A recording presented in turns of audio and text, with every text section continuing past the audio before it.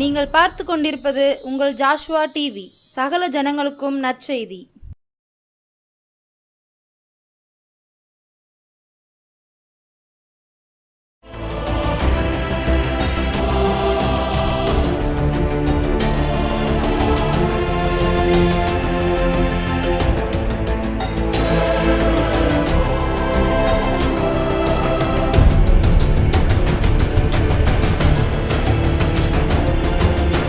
கர்த்தராகிய இயேசு கிறிஸ்துவின் நாமத்தினாலும் ஜாஸ்வா டிவி மூலமாகவும் உங்கள் யாவரையும் இந்த இரவு வேளையில் சந்திப்பதிலே நான் மிக்க மகிழ்ச்சி அடைகிறேன். அமேன், ஹல்லேலூயா.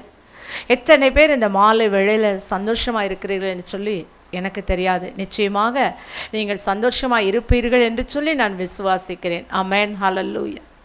நம்முடைய ஆண்டவர் நம்மை பாதுகாக்கிற தேவன். ஹல்லேலூயா.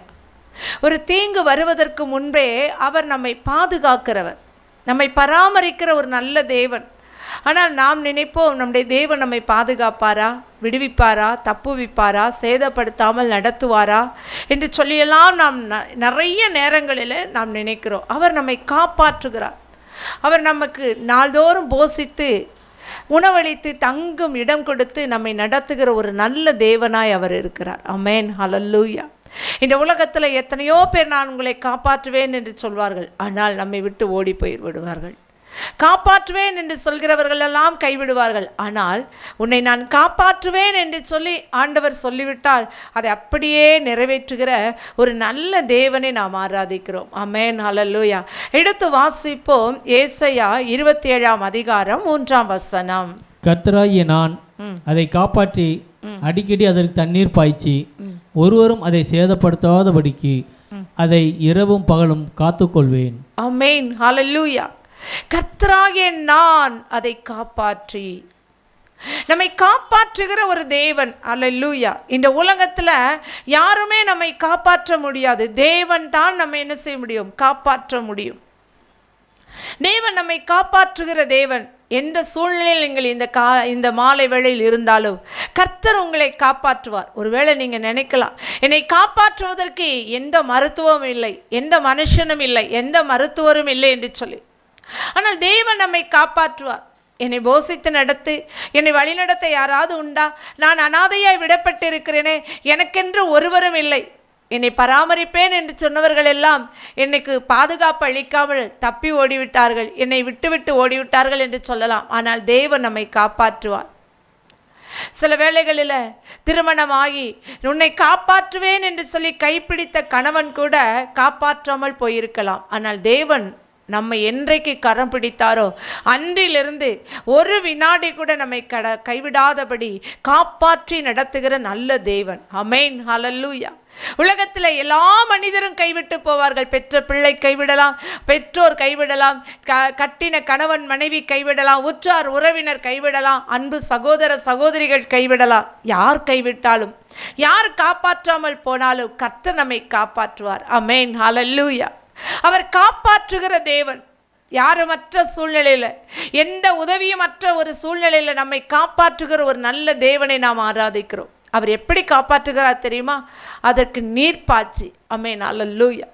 வாழ்க்கையில் வனாந்திரம், வாழ்க்கையில் செழிப்பில்லை, வாழ்க்கையில் எல்லா சூழ்நிலையிலும் நான் கஷ்டப்பட்டு கொண்டிருக்கிறேன், எனக்கு உதவி செய்ய யாராவது வருவாரா என்று சொல்லி நீங்கள் ஏக்கத்தோடு கூட இந்த மாலை வேளையில் இந்த டிவி முன்னால், யூடியூப் முன்னால் உட்கார்ந்திருக்கலாம். ஆனால் தேவன் நிச்சயமாய் காப்பாற்றுவேன் என்று சொன்னால் நம்மை காப்பாற்றுவார், நமக்கு நீர் பாய்ச்சுவார்.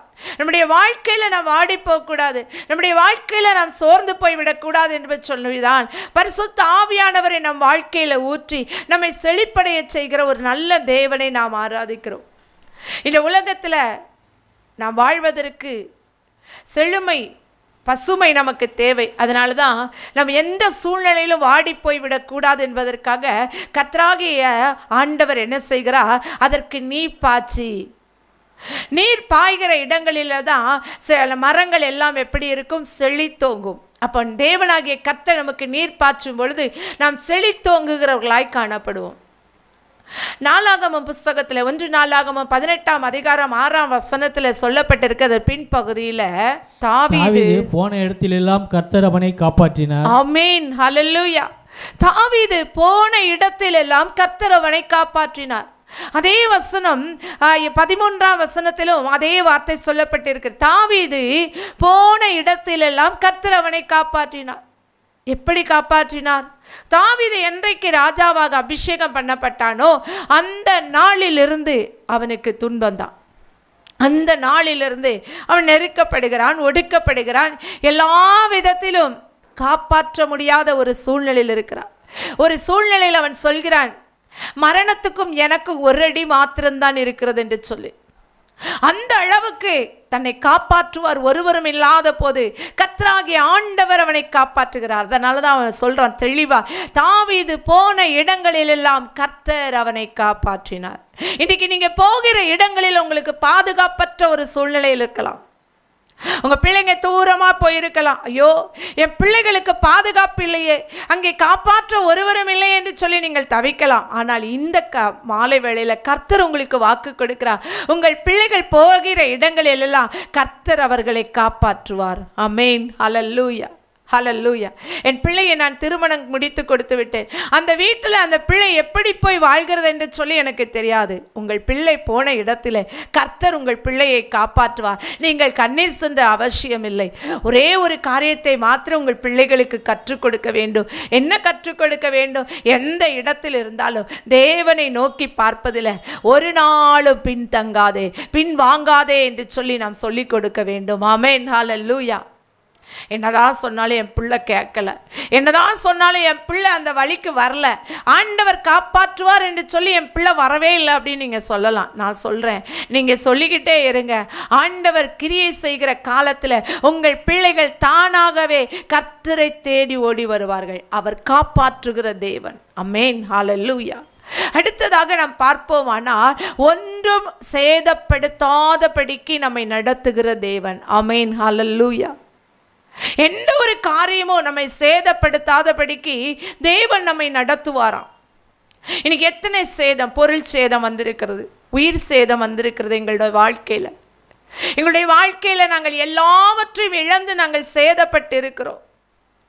எங்கள் வாழ்க்கையில் நான் விபத்தில் இழக்கக்கூடாத என் உடல் உறுப்பை நான் இழந்திருக்கிறேன் என்று சொல்லிக்கூட இந்த இடத்துல நீங்கள் இந்த செய்தியை கேட்கலாம். ஆண்டவர் சொல்கிறார், ஒன்றும் உங்களை சேதப்படுத்தாதபடிக்கு நடத்துகிற நல்ல தேவனை நாம் ஆராதிக்கிறோம். ஆமென். ஹல்லேலூயா, ஹல்லேலூயா.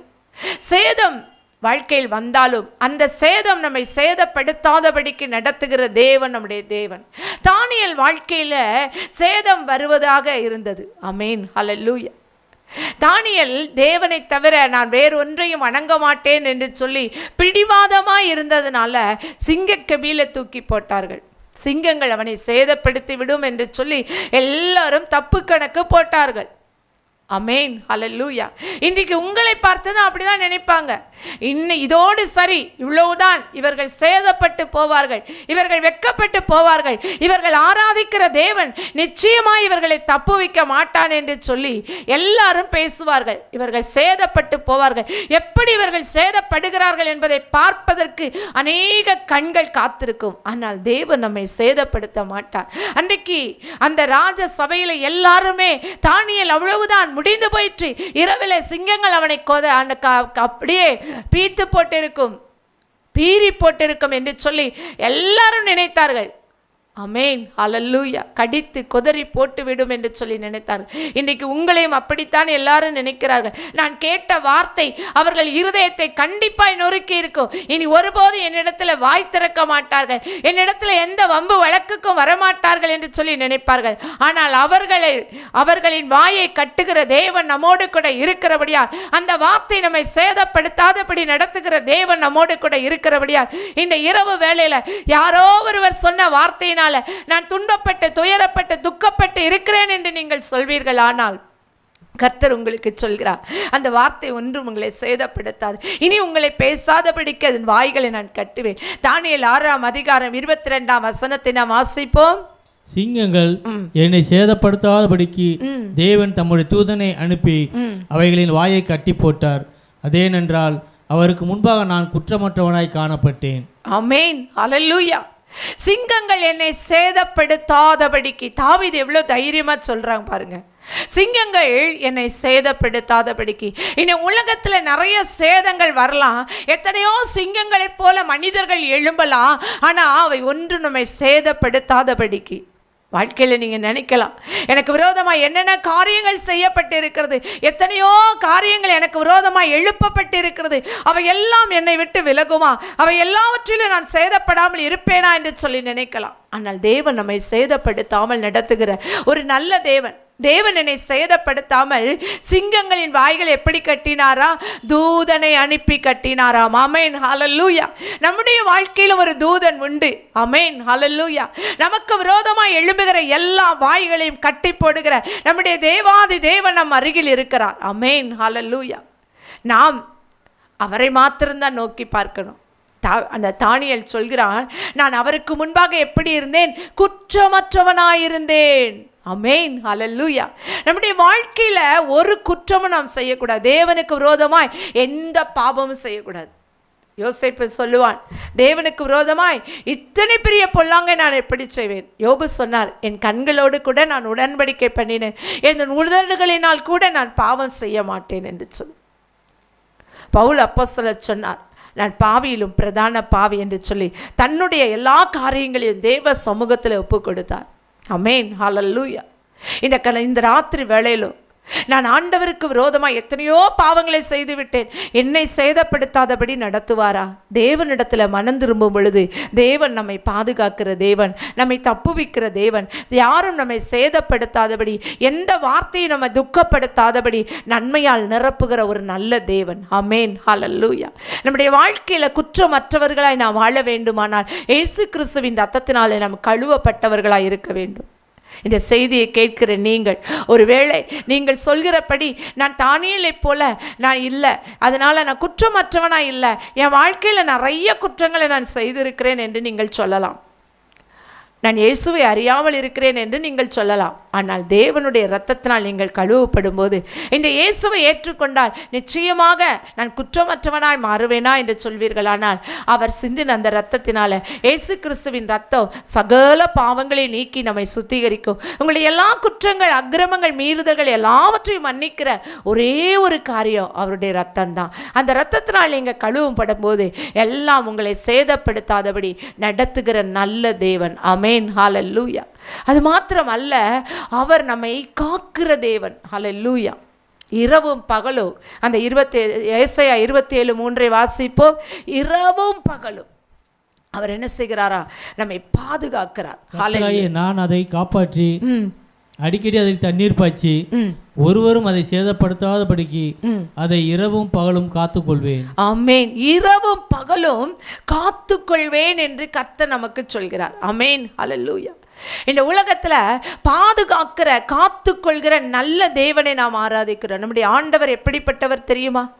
இரவும் பகலும் கண்ணிலே அவர் எப்படி தன் கண்மணியைப் போல நம்மை காத்துக்கொள்கிற தேவன். அவர் சொல்கிறார், கண்மணியைப் போல உன்னை நான் காத்துக்கொள்வேன். ஆமென், ஹல்லேலூயா. ஒருவன் உன்னை தொட்டா அவன் என் கண்மணியை தொடுகிறான். இன்றைக்கு தான் நான் இயேசு கிறிஸ்துவை பற்றி நான் அறிகிறேன் என்று சொல்வீர்களானால், உங்களை காக்கிற தெய்வமாய் அவர் கடந்து வருவார். உங்களை கண்மணியைப் போல பாதுகாக்கிற தேவனாய் அவர் கடந்து வருவார். எடுத்து வாசிப்போம். சங்கீதம் 121:6. சங்கீதம் 121:6. ஹல்லேலூயா. தேவன் நல்லவர், அவர் நம்மை காக்கிறவர். ஹல்லேலூயா. பகலிலே வெயிலாயிலும் இரவிலே நிலவாயிலும் உன்னை சேதப்படுத்துவதில்லை. ஆமென், ஹல்லேலூயா. பகலிலே வெயிலாகிலும், ஏன் இந்த வெயில் அநேக சரீரத்தில் மாற்றங்களை கொண்டு வரும், நம்முடைய உடம்பில் மாற்றங்களை கொண்டு வரும், அதனால் நிறைய வியாதிகளை கொண்டு வரும். இந்த வெயில் நமக்கு தாக்கக்கூடாது. வெயில் போன்ற பிரச்சனைகள், வெயில் போன்ற அக்கினிமயமான எத்தனையோ காரியங்கள் நமக்கு விரோதமாய் எழும்பினாலும், பகலிலே வெயிலாகிலும் இரவிலே நிலவாகிலும். ஆமென், ஹல்லேலூயா. இந்த நிலவு கூட நம்ம என்ன செய்யுமா? சேதப்படுத்துமா? அது நம்மை சேதப்படுத்தாதபடிக்கு நம்மை காக்கிற ஒரு நல்ல தேவனை நாம் ஆராதிக்கிறோம். ஹல்லேலூயா. அவர் நல்லவர், அவர் வல்லவர், அவர் காக்கிறவர். வசனம் சொல்கிறது, வேடனுடைய கண்ணிக்கும் பாழாக்கும் கொள்ளை நோய்க்கும் அவர் நம்மை தப்புவிக்கிற தேவன். வேடனுடைய கண்ணி நமக்கு தெரியாமல் நமக்கு விரோதமாய் மறைவாய் வைக்கிற எல்லா கண்ணிகளுக்கும் அவர் தப்புவிக்கிற தேவன். ஆமென், ஹல்லேலூயா. இந்த உலகத்தில் நிறைய கண்ணிகள் நமக்கு விரோதமாய் வைக்கப்பட்டு கொண்டே இருக்கிறது. நம்முடைய பேரை வைத்து, நம்முடைய காலடி மண்ணை எடுத்து, ஏதேதோ நம்முடைய உடையை எடுத்து ஏதேதோ மந்திரங்கள் செய்கிறார்கள். நம்முடைய காரியங்கள் எல்லாவற்றிலும் கர்த்தர் நம்ம கூட இருந்தா உனக்கு விரோதமாய் எழும்பும் ஆயுதம் ஒரு நாள் வாய்க்காதே போகும். ஆமென், ஹல்லேலூயா. இந்த ராத்திரி வேளையிலும் எனக்கு விரோதமாய் எத்தனையோ ஆயுதங்கள், எனக்கு விரோதமாய் எத்தனையோ பேர் கூட்டம் கூடி இருக்கிறார்கள். ஆண்டவர் சொல்கிறார், உனக்கு விரோதமாய் ஒரு பாளையம் இறங்கினாலும் அது ஒன்றும் உன்னை சேதப்படுத்தாது. உன் கண்களால் மாத்திரம் துன்மார்க்கருக்கு வரும் பலனை நீ காண்பாய். ஆமென், ஹல்லேலூயா. இதுவரை நான் எந்த பலனையும் அவங்களுக்கு வர்றதை நான் பார்க்கவே இல்லை அப்படின்னு சொல்வீங்கன்னா, கர்த்தர் நிதானமாய் நியாயம் விசாரிக்கிறவரா. ஆமென், ஹல்லேலூயா. அவர் நிதானமாய் நியாயம் விசாரிப்பார். நீங்க நினைக்கிற மாதிரி அவர் உடனடியாய் நியாயம் விசாரிக்கிறவர் அல்ல. நிதானமாய் பொறுமையுடன் ஆண்டவர் எல்லாவற்றையும் நீதியாய் செய்கிற தேவன் என்கிறபடியால் நிதானமாய் நியாயம் விசாரிப்பார். நிறைய பேர் சொல்லுவாங்க, ஐயோ உடனடியாய் ஆண்டவர் நியாயம் விசாரிக்கவில்லை என்று சொல்லி. என்னிடத்துல ஒரு சகோதரி அழுதார்கள், என்னுடைய பிள்ளைகள் எனக்கு விரோதமாய் எழும்பும்படியாய் ஏதோ செய்து விட்டார்கள், என் பிள்ளைகள் ஒரு நாள் எனக்கு விரோதமாய் எழும்பவில்லை என்று சொல்லி. எவ்வளவு பாருங்க, கஷ்டமான ஒரு சூழ்நிலை. இந்த சூழ்நிலையில் நீங்கள் இருக்கிறீங்களா? உங்கள் உறவுகள் உங்களுக்கு விரோதமாய் எழும்பி விட்டார்களா? நான் எந்த தவறும் செய்யவில்லை, ஆனால் என் உறவுகள் எனக்கு விரோதமாய் எழும்பி இருக்கிறார்கள். ஒன்றும் உங்களை சேதப்படுத்தாது. கர்த்தர் அனுமதிக்காமல் எதுவும் உங்களுடைய வாழ்க்கையிலே சம்பவிக்காது. இதை கர்த்தர் அனுமதித்திருக்கிறார். ஏனென்று சொன்னால் வசனம் சொல்கிறது, அன்றியும் அவருடைய தீர்மானத்தின்படி அழைக்கப்பட்டவர்களாய் தேவனிடத்தில் அன்பு கூறுகளுக்கு சகலமும் நன்மைக்கு ஏதுவாய் நடக்கும். அது நன்மைக்கு ஏதுவாய் நடக்கும் தவிர ஒரு நாள் உங்களுக்கு தீமையை உண்டு பண்ணாது. அதே சங்கீதம் 121:3 வாசிப்போம். உன் காலை தள்ளாட விட்டார், உன்னை காக்கிறவர் உறங்கார். ஆமென். நம்ம கால் தள்ளாடாதபடிக்கு கர்த்தர் நம்மை காக்கிறவர். ஹல்லேலூயா. உறங்காமல் காக்கிறாராம். நான் கொஞ்ச நேரம் தூங்கிட்டா என் பிள்ளைங்க என்னம்மா தள்ளாடி போவாங்க. படகுல பின்னணியத்தில் கர்த்தர் தூங்கி கொண்டு இருந்தார். அதே படகுல தான் அவர் இருந்தார். ஆனால் காற்று அடித்தது, கடல் பொங்கியது, படகு அசைந்தது. சீசர்கள் எல்லாரும் அங்கும் இங்கும் அலறினார்கள், ஐயோ படகு கவிழ்ந்து விடுமோ என்று சொல்லி. அப்பொழுது அவர்கள் சொன்னார்கள், ஐயரே நாங்கள் அமிழ்ந்து போகிறோம், உமக்கு கவலை இல்லையா? ஆமென், ஹல்லேலூயா. ஆண்டவர் இருக்கிற படகுல அசைவு வரலாம், கொந்தளிப்பு வரலாம், காற்று அடிக்கலாம், ஆனால் நம்மை காக்கிறவர் உறங்கார். ஆமென், ஹல்லேலூயா. அவர் ஒரு நாள் நம்மை தள்ளாட விட மாட்டார். ஆமென், ஹல்லேலூயா. தள்ளாடி விழுந்து விடுவோமோ, அமிழ்ந்து விடுவோமோ, அவ்வளவுதான் நம்முடைய வாழ்க்கை முடிந்ததோ என்று சொல்லி நீங்கள் நினைக்கலாம். ஆனால் அவர் ஒரு நாள் நம்மை தள்ளாட விட மாட்டார். அவர் ஒரு நாள் நம்மை கைவிடவும் மாட்டார். அவர் உறங்கார். அதே அதிகாரத்துல 4ஆம் வசனத்தை நாம் வாசிப்போம். சங்கீதம், இஸ்ரவேலை காக்கிறவர் உறங்குவதும் இல்லை, தூங்குகிறதும் இல்லை. ஆமென். ஆவிக்குரிய இஸ்ரவேலராகிய நம்மை காக்கிறவர் உறங்கவும் மாட்டார், அவர் தூங்கவும் மாட்டார். ஹல்லேலூயா. உறங்குகிற தெய்வத்தை அல்ல, தூங்குகிற தெய்வத்தை அல்ல, நம்ம இரவும் பகலும் கண் விழித்து பாதுகாக்கிற ஒரு நல்ல தேவனை நாம் ஆராதிக்கிறோம். ஆமென், ஹல்லேலூயா. அவர் நல்லவர், அவர் நமக்கு போதுமானவராய் இருக்கிறார். உங்களை காக்கிறவர் உறங்கார் என்று சொன்ன தேவன் இஸ்ரவேலராகிய நாம் ஆவிக்குரிய வாழ்க்கையில இஸ்ரவேலின் சந்ததியாய், ஆபிரகாமின் சந்ததியாய் நாம் தெரிந்து கொள்ளப்பட்டிருக்கிறபடியால் நம்மை காக்கிறவர் உறங்கார். ஆமென், ஹல்லேலூயா. இந்த இரவு வேளையிலும் கூட என்னை காப்பாரா தேவன் என்று சொல்லி ஏக்கத்தோடு நீங்கள் காத்து கொண்டிருந்திருக்கலாம். இந்த செய்தியை கேட்கலாம். மருத்துவர்கள் எல்லாரும் என்னை கைவிட்டு விட்டார்கள், என்னை காப்பாற்ற ஒருவர் உண்டா என்று சொல்லி நீங்கள் கேட்கலாம். நிச்சயமாய் உங்களை காப்பாற்றி, உங்களுக்கு நீர் பாற்றி, உங்களுக்கு மருத்துவம் செய்து, உங்களுக்கு பரிகாரியாய் கடந்து வந்து ஒன்றும் எந்த வியாதியும் உங்களை சேதப்படுத்தாதபடி இரவும் பகலும் உங்களை காக்கிறவர் இந்த இரவு வேளையில உங்களோடு கூட இருக்கிறபடியால் எல்லோரும் தலைகளை தாழ்த்தி நாம் ஜெபிப்போமா? ஆமென், ஹல்லேலூயா, ஹல்லேலூயா. நன்றி செலுத்துகிறோம் ஆண்டவரே, நன்றியோடு கூட உம்மை துதிக்கிறோம்ப்பா. நன்றி ஆண்டவரே, நன்றி அப்பா. இந்த நாளிலும் கூட கர்த்தாவே நீர் ஆண்டவரை காப்பாற்றி, ஆண்டவரே எங்களுக்கு நீர் பாய்ச்சி, ஆண்டவரே ஒன்றும் எங்களை சேதப்படுத்தாதபடிக்கு இரவும் பகலும் ஆண்டவரே காத்துக்கொள்வேன் என்று வாக்கு கொடுத்தபடியே உம்முடைய பிள்ளைகளை நீர் பாதுகாக்க ஒப்பு கொடுக்கிறோம். இயேசு கிறிஸ்துவின் நாமத்தினால யாரெல்லாம் ஆண்டவரே பாதுகாப்பற்ற சூழ்நிலையில எனக்கு ஒரு வழி இல்லையே, இனி எனக்கு ஒரு வழி இல்லையே என்று சொல்லி கதறிக்கொண்டிருக்கிற ஒவ்வொருவரும் ஆண்டவரே இந்த வேளையில பாதுகாக்கப்படுவார்களாக. கடன் தொல்லையினால ஆண்டவரே உமக்கு ஸ்தோத்திரம். என் பிள்ளையை நான் திருமணமாகி கொடுத்து நிம்மதி இல்லாமல் இருக்கிறேன், எந்த பாதுகாப்பும் இல்லை என்று சொல்கிற ஒவ்வொரு பிள்ளைகளுக்கும் நீர் பாதுகாப்பை கட்டளையிடும். தூர தேசத்தில் போய் என் பிள்ளை வேலை செய்கிறது, அந்த பிள்ளைக்கு ஒரு பாதுகாப்பு உண்டா என்று கலங்குகிற பிள்ளைகளுக்கு ஒரு பாதுகாப்பை கட்டளையிடும். மருத்துவம் என்னை கைவிட்டது, என் சரீரம் இனி சுகமடையுமா, நான் நிம்மதியா இந்த பூமியில வாழ்வேனா என்று சொல்லி கதறுகிறவர்களுக்கு கர்த்தர் ஆண்டவரே இந்த நாளில பாதுகாப்பை கொடுத்து இஸ்ரவேலை காக்கிறவர் உறங்குவதும் இல்லை தூங்குவதும் இல்லை, உன் காலை தள்ளாட விடமாட்டேன் என்று சொல்லி வாக்கு கொடுத்து அவர்களை வழிநடத்த ஒப்பு கொடுக்கிறோம். பெரிய காரியங்களை செய்யும், ஒவ்வொருவரை விடுவியும். மீட்பர் இயேசுவின் நாமத்தில் நல்ல பிதாவே, ஆமேன் ஆமேன். இந்த செய்தியை கேட்ட உங்கள் யாவரையும் கர்த்தர் தாமே ஆசீர்வதிப்பாராக. ஆமேன் ஆமேன்.